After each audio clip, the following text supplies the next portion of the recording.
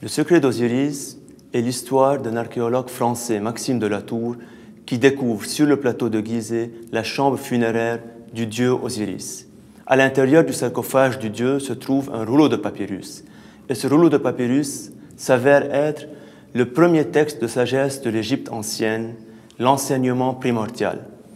À partir de là, de rebondissement en rebondissement, Maxime de la Tour, qui est obligé de revenir aux États-Unis parce que les autorités égyptiennes ont révoqué sa licence d'excavation, s'attelle à traduire l'enseignement primordial et découvre le lieu de la première implantation d'Osiris en Égypte. À partir de là, se mêle à cette histoire une intrigue criminelle, parce qu'il y a le criminel le plus recherché d'Égypte, Seth, veut à tout prix s'emparer du rouleau.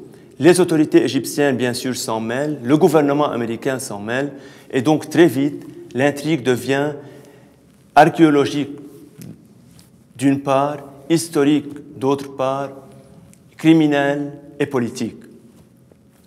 L'originalité du secret d'Osiris, c'est qu'il emporte le lecteur sur des sites tout à fait méconnus de l'Égypte ancienne.